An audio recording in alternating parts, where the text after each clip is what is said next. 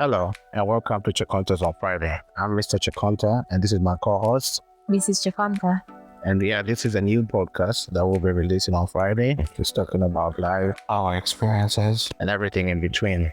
So sit back and enjoy the journey.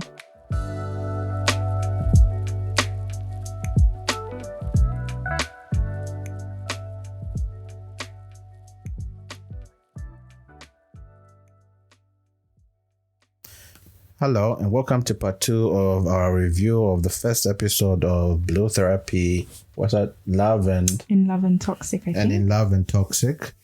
And the first review, part 1, we'll leave it in the description so you can see what we talked about on the first 2 couples.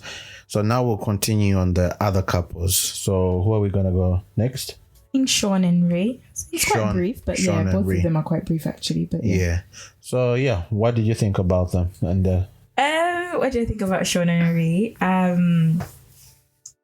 I think there were 2 things that I think they both brought up. Mm-hmm. I think Ree complained about how she felt that Sean lies or lied and lies, and then I don't know if Sean brought it up.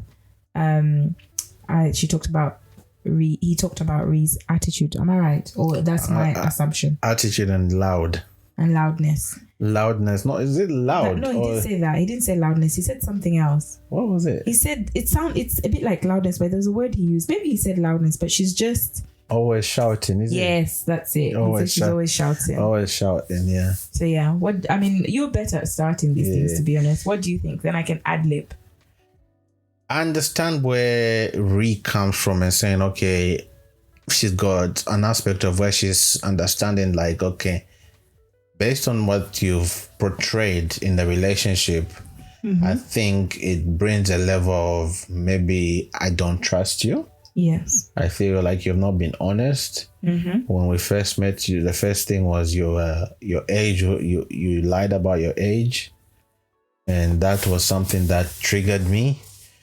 And I think the problem I have with her, she does not know how to communicate.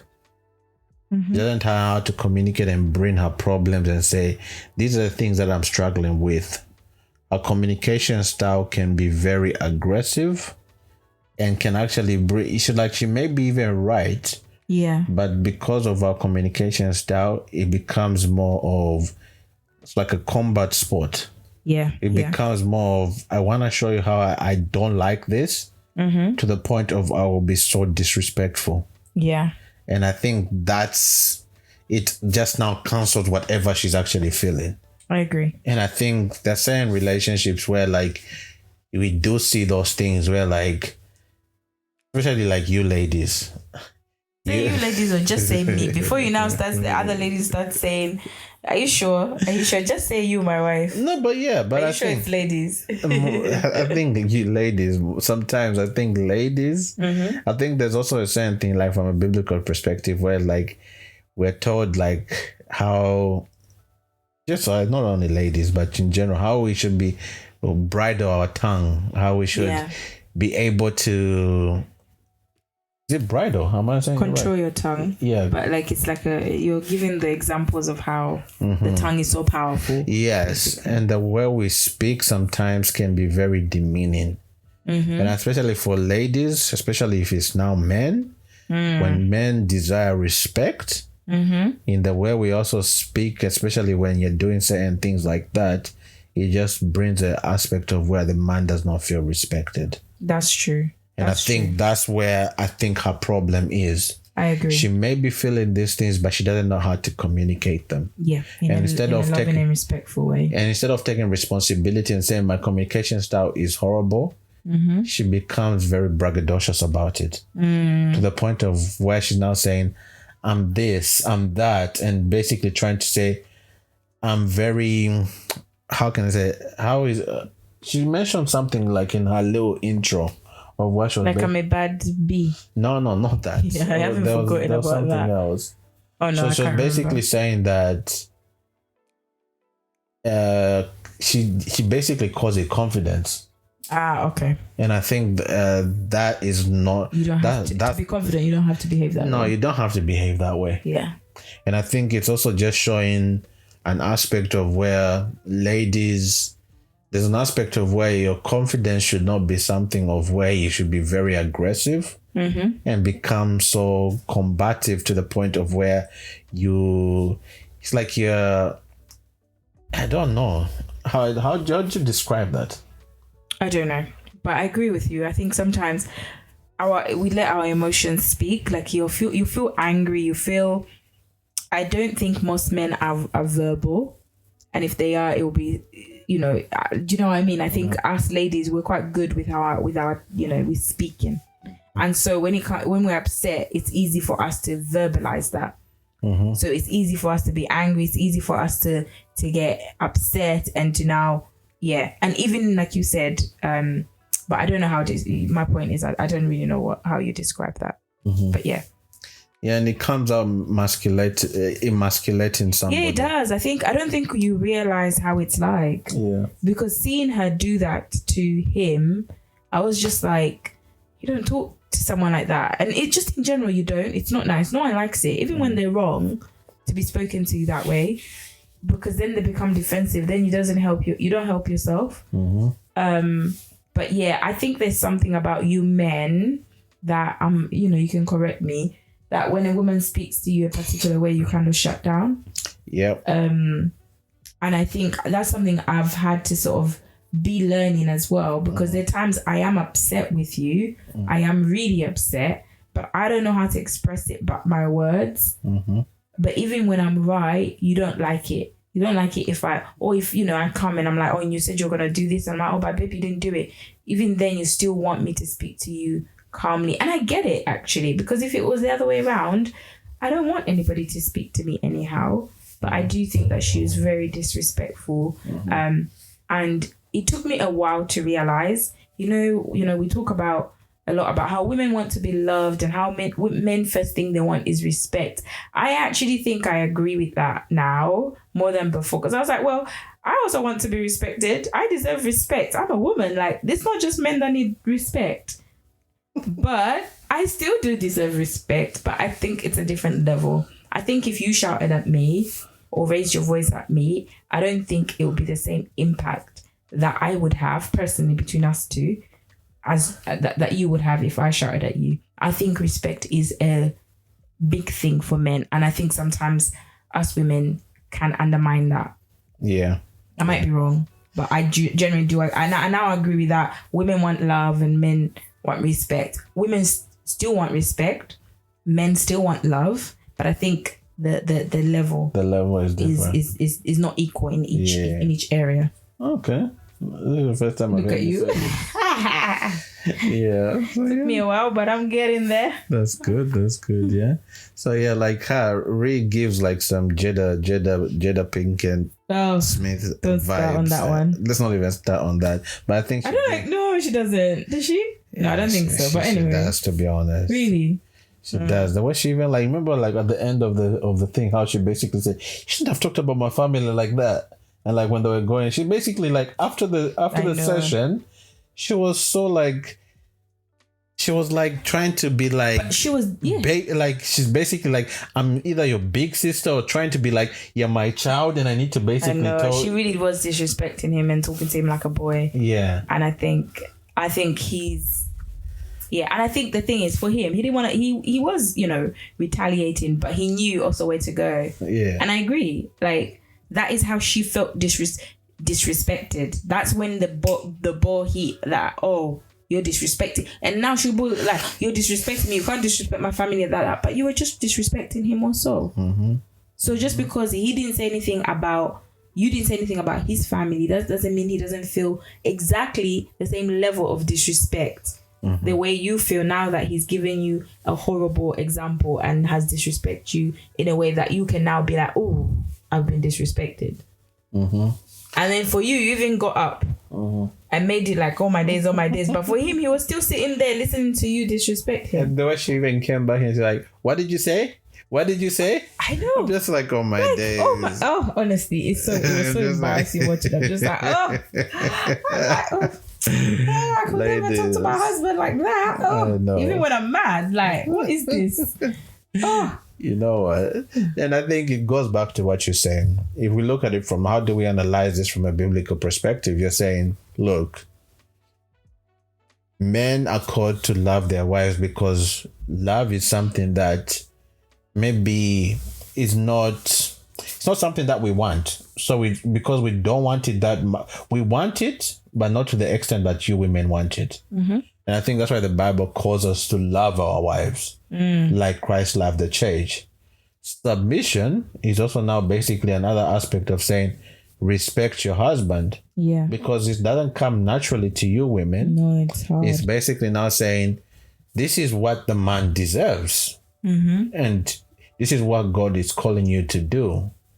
And then now when we see these portrayals of these relationships, we see a dysfunction in the aspect of what we think God is calling for us to live in a way that honors him, especially if you're looking to either get married or in the context of marriage. Yeah. So we're saying, as we are looking at this relationship, you can see those flags of saying, oh, that was very disrespectful. Yeah. But the Bible is calling me to be respectful towards my husband. It's true. And even for him, maybe, oh, that was not very loving, what he said. And the woman is also basically calling me to, the Bible is calling me to love my wife. And I think also that it also now basically comes and say, sometimes even though there's certain times where like in relationships, one person is very disrespectful, someone is very unloving, I think that also the Bible gives us also ways of how to deal with that, how we bear with one another when somebody's doing something that we just don't like. It's true. It's not revenge. It's not about because revenge. Because you hurt me, I'm now going to hurt you. You're hurting your relationship. Yes, and you're not honoring God by doing that. And then that's not the way God also treats us, and the way our Savior treats us, in the sense of we do certain things, but he doesn't ask for forgiveness. Yeah, and it's just straight, you're forgiven, you know. Yeah, and I think this is why we need to be careful, especially when we're going into a relationship, because there's something beautiful about relationships that we can't really have it in another way between in a marriage. Because God is actually using that aspect of the marriage to actually help you become more like Christ. Because you'll be tested. Yeah. This is like two sinners now put into it's like you have been put into a microwave of emotions, of ways of now just trying to now deal with each other's things that you don't like about each other, or saying things that you have to now be vulnerable. And sometimes that vulnerability can become in a way that somebody does not understand it.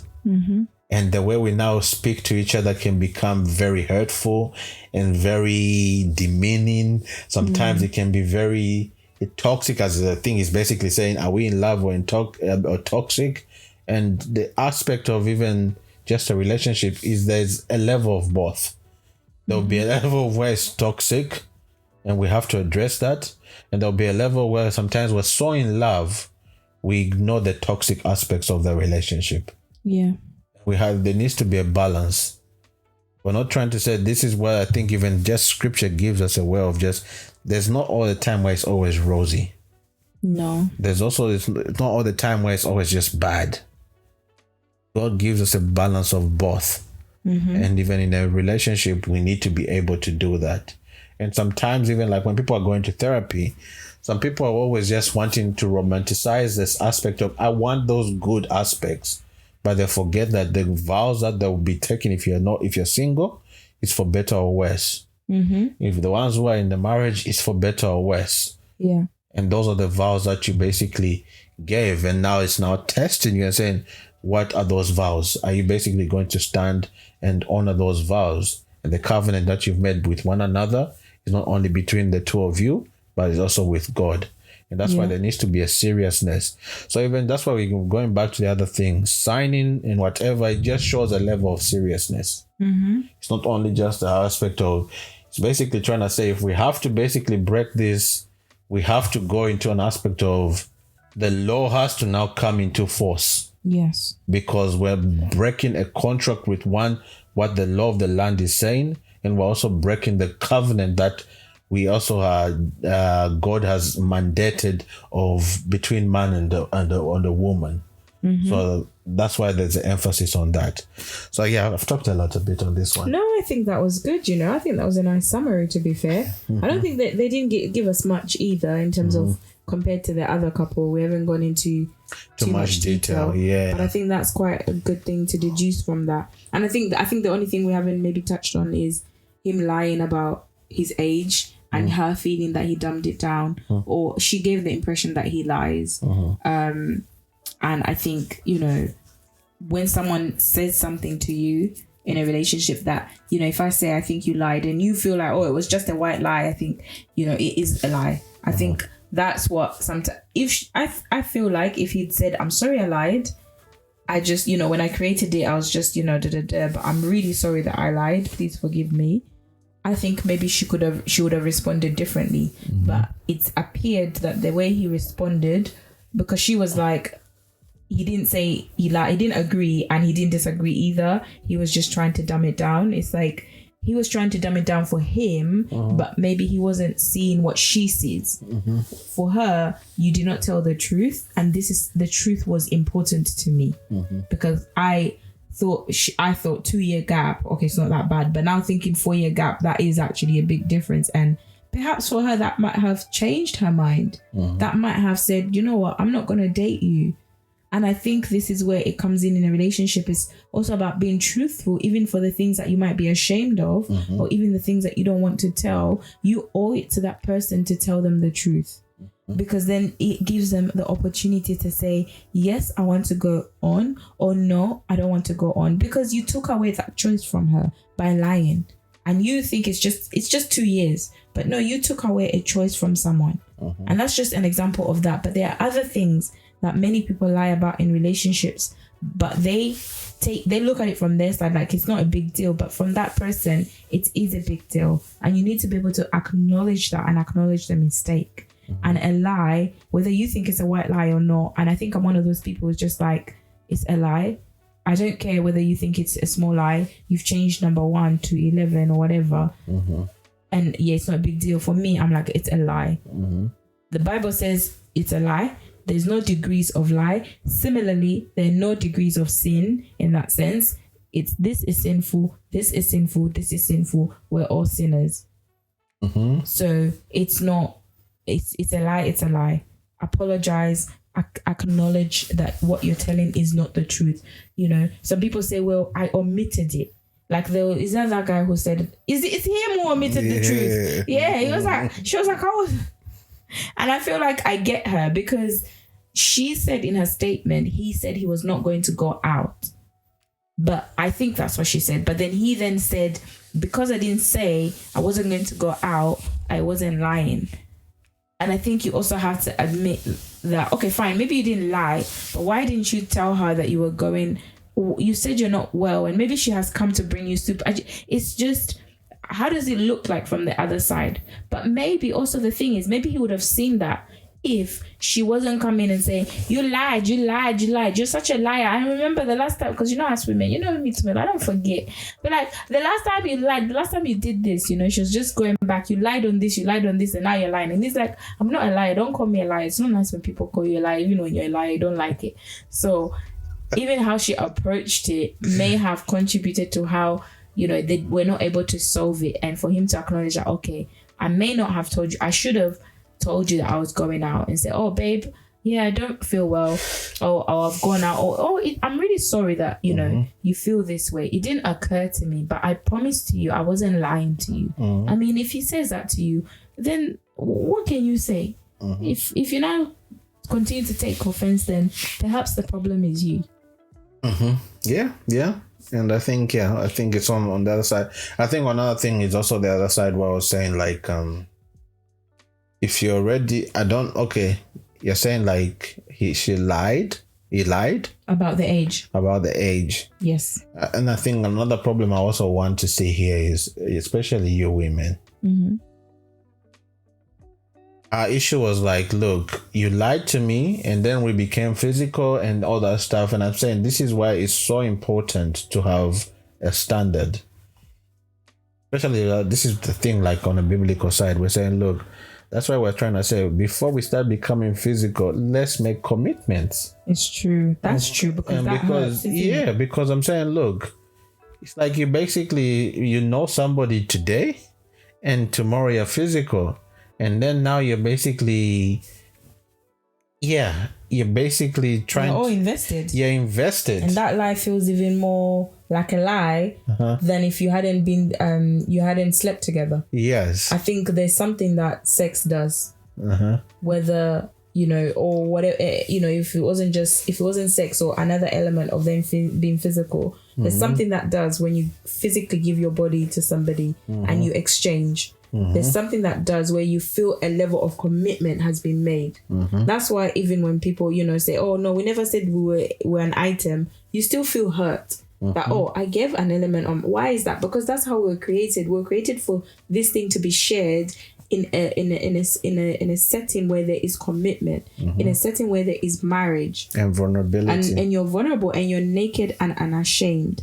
But now, and you are literally naked and unashamed, but even in the heart, you've given yourself to somebody. So imagine doing that, and you're right, and then finding out that somebody has not told the truth. It hurts more. But although that being said, it doesn't, just because you get married doesn't guarantee that they're telling you the truth. There are people who found out deep truths in marriage, and that's also, now you see why there's a lot of hurt.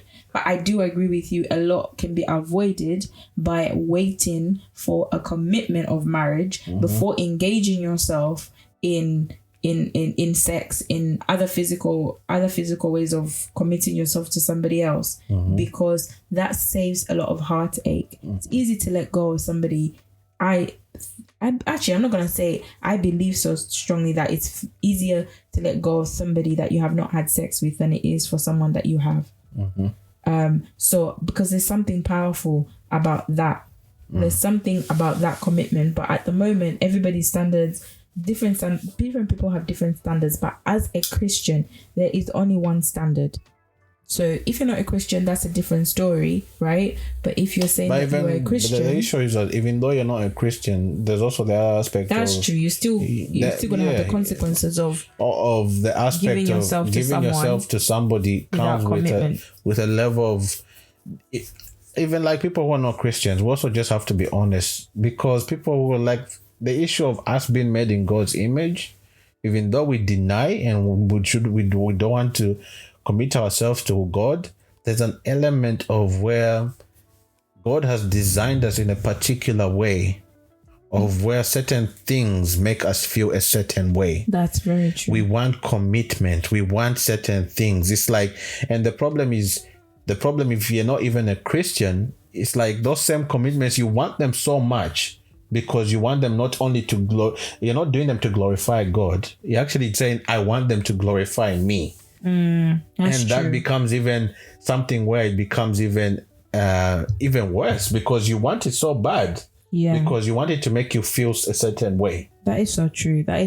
Because that is exactly true what you said. I think sometimes the word marriage may make people, I don't believe in marriage, but actually you're right. We're designed in a particular way, whether you're Christian or not. So we do still. This is why sometimes you can still bond with people over these kind of issues, because not because you're Christians, but because of God's design of our physical body, of our emotions, how we respond to how people treat us. So yeah, I completely agree with you.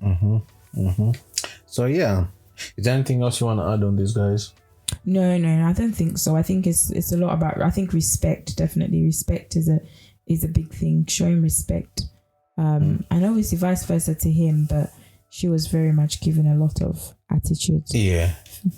And then on the last couple, who are the last two couples? Oh, we've got was it Michael? We've got Michael and Lauren. Yeah. So I've even forgotten, to be honest. You've forgotten. I'll tell you. So Lauren is a musician, and I think they met about a year ago, and she is gradually doing better in her music, in her music career, and she said that is her life. Michael is a manager of a dog's, I think a dog walking business. He works 9 to 5, So he said at the beginning of our relationship, but it appears that Michael doesn't express himself a lot. So, but he's the one who suggested therapy, I think. So it appears Michael described the beginning of their relationship as Lauren's career and their relationship being on the same level in terms of her commitment. But he now feels that as her career has taken off, their relationship has calmed down. And then Lauren feels like Michael is always, ruining the vibe when they go to, like, Michael is like, I'm always coming to her and, I go to our shows, even though sometimes it's late at night and I have to bear in mind I have to start work in the morning. But then Lauren feels like, oh, you know what, sometimes I feel like, your presence would be it would be better if your presence was not there, because you just come ruining the vibe. And it's like you're expecting me to all the time be saying, this is my boyfriend. But yeah, so she's not feeling the support. I think I can't remember if she said that in that way. But he's feeling that their relationship is number 2. But Lauren has said to her career is number 1. And they're cleared, and therefore something else has to be number 2. So what do you think about that? I think I kind of see both of them. I do actually understand both of them. I think that it's fun, although I think here Lauren might have to be the one to work a lot more, and I kind of feel Michael more.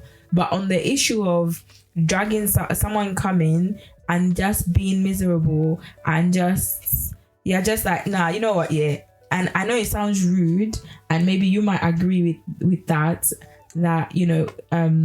because when I said it, you were like, oh, like I'm being mean, but I'm like, I think it's better you don't come. I think it's better you don't go to the event. If you're going to be giving attitude, if you're not going to be vibing with everybody else, if you're just going to be there like, oh, what time are we going home? Oh, I've got to work. I've got work in the morning. So you're just there tired. I get it. I get that. I get how annoying that is, and how maybe embarrassing it might also be for Lauren. It's like, oh, I've got to drag him. Oh, every time I have to say you're my boyfriend. Every time I have to I have to. It's like I have to remember that it's almost like I've got a handbag. Like, sorry, I'm just like, that's so rude. That's so rude. It's not rude, but it's true. It's just like, you know what? It's better you just stayed than to come and bring bad vibe. I get it, but that's the only thing that I get. But I actually think that looking at it as a whole picture, I believe that you're right. I believe that Lauren might have a lot more to work on than Michael. I sympathize. It's just that point. But I sympathize in this situation more with Michael, because I feel like he hasn't changed, right? Nothing has changed for him. But Lauren has changed in a sense of life is probably picking up for her. And in that situation, it can be, and especially when you're dealing with careers that have different timelines, it is difficult for Michael to, especially for someone like me. I love my sleep. I love my sleep. Now I'll be coming to your gig at 12 midnight. We're coming home at 3. Then I have to wake up. Then I expect a level of appreciation. Not you, we're both coming home and we're mad because I feel unappreciated. You feel like I've just been, dampening the whole mood. I think this can really ruin a relationship. But if you guys have really good fundamentals and this is a good relationship, then these are things that can easily be worked on. I don't think this shouldn't be a deal breaker, in a sense of, you never know when he met her, he knew I'm pretty sure the way she's speaking suggests to me that she voiced to him, I want to be a singer and I want to do this. And we all know that most people who are singers, most of the time they have gigs late at night. People who are into music and things like that tend to have gigs late at night. These are things that are like, so how is our life going to look like if this is your life? If your life is mostly in the night, and then she'll have studio time is probably, tends to be late also. And I don't know about studio, if you have to rent a studio, maybe, if her career hasn't taken off, maybe there are particular times in the day where it's cheaper to rent a studio. Maybe it's at midnight, it's cheaper. So then you go and rent it I'm just giving an idea, like a random idea. I don't actually know. But I think this is just a situation that requires good communication between both of them. I think this is something that can be sorted out and they can communicate and compromise. And rather than her saying, it's not nice for someone to say, oh, I'd rather you just didn't come. I'm saying that, but it's better for, that's not how she should say it to him. She said, babe, thank you. So I can see that you're very tired when you come to my events. Maybe just come at the weekends. I know you support me, but you have to work in the morning and you need to sleep. I see that you're tired. I'll let you, or maybe you can drop me off, but then come back home. Compromise. And it's true, it's tiring. How is he going and then doing a job? And he's a manager as well. When you're stressed at work, you're tired from home. You come to work, you're stressed. Then before you know it, it's like he's got a gap in between. Then he has to go off and support her. Then you just become grumpy. Then you just become a miserable person that nobody wants to be around. And in especially in the career that she's in, I know I've talked a lot. It requires jovial people. Even when you're not happy, even when you're sad, you have to pretend you're happy. There's certain careers you can go to work and be yourself. If you're mad that day, you're mad. Nobody's going to see your face because you're working from home and no one can see you. You're just whatever you're doing, you're busy, but no one can see you. But hers requires visual, so she got to look happy even when she's not happy. So I think it's a common problem in the fact that it's something that requires good communication skills. And not good communication, not skills. Good communication between the two of them. Yeah. And I agree on that. And I think, the more they communicate, the more they can understand each other. And I think also when Lauren is also progressing, she also needs to understand the aspect of progression, especially when you're in a relationship. The level of why you also need to understand that every decision that you guys are making affects the other person. And I think this is why sometimes we're emphasizing that when you're in committed relationships, you need to always look at that. Your progression should always look at also the other person and view how that person fits into that progression that you're going, especially career-wise. That's true. Because let's say, for example, she's having all this, career has now progressed. So that means she needs more opportunities to be basically going out there to do shows and everything like that. Now, if I'm basically saying, look, I've got a 9-to-5 that does A, B, C, D, I can't come to all those shows, she'll feel I'm not being supported. Yeah. But the issue is that he has also got a commitment. And then for her, progression is also coming to a point of where the progression is not also being unsustainable towards his routine and what he needs to do to focus on his job. But also on the other side, he also needs to understand, if this is something that's important for her, let me show up as much as I can, but let me be honest. And I think finding a balance is going to be very hard, because sometimes you will do it so much, and the way you will do it so much, you basically come and say, I can't do it anymore. It's like the only way you can understand on certain aspects is try and error. And when you try, sometimes you try a bit more, and sometimes even once you are trying, you try less. And through that, I think there has to be a level of grace, because we're going into a different season, because this was not the dynamics of what our normal is. And because of that, there has to be a level of grace on both sides as they're navigating that. But the problem is now when we go into those situations where now we become defensive.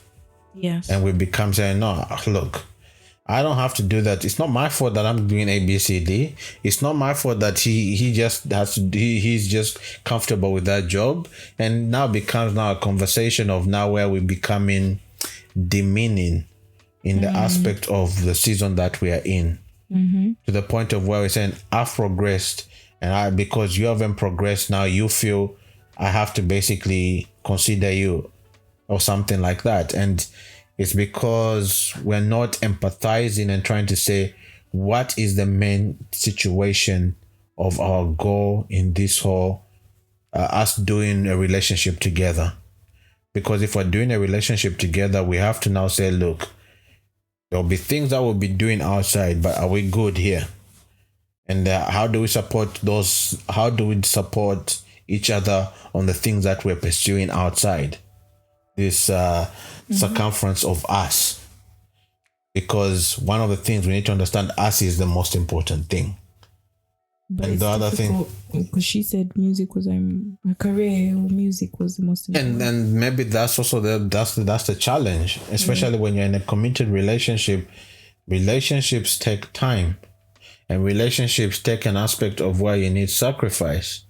And then some of the things, there'll be certain things that we dream about and we want to do, but we also have to be flexible and say, maybe some of those dreams have to be, we have to put them in perspective of now the most important thing that has been placed in my life is this relationship. But I think that I get what you're saying, but that's if that relationship is a marriage. Because I'm like, I think you also can't just, this is why commitment and marriage commitment is key. Mm-hmm. Because if this is your boyfriend and this is your girlfriend, I don't think you should be now putting your career number 2. I think you should. I think this is an opportunity for them to have real conversations about where they're going and what they want. Because I agree. But if it's just a boyfriend or a girlfriend, if I was a boyfriend, I wouldn't want that. I wouldn't demand so much. But then again, this is why when you have a boyfriend and girlfriend, what is the purpose of that relationship? This is where you have issues, because if you're like, we'll see where we're going. Yeah. If you're saying you see where we're going, I pursue something that you can see where it's going. I see if you're in school, I see where my degree is taking me, where my college is, where my career is taking me. But if you're in a relationship which you don't see where it's going and you don't have a commitment towards each other, you're not committing to say you're going to get married. I think this is why we have these problems in the first place. Mm-hmm. Because the reason why we're having this issue with them deciding who's number 1 is number 2 is because we've created this idea of dating. Mm-hmm. I don't think we'd have this issue if that idea of dating was not a problem. Mm-hmm. And but then even in marriage, I guess but that's different. I think even in marriage, you'll probably ask this. And I think for us, maybe why we're speaking this way is we're trying to speak from a biblical perspective. Yes. And I think as much as we are trying to analyze and saying, look, maybe we don't know their state, but from what they're saying, what they have said, they are finding priorities that their priorities is my priority is my job. No, but that's Lauren. That's Lauren. We haven't heard Michael yet. And then Michael is basically feeling like her priority with her job is not prioritizing the relationship. Yeah.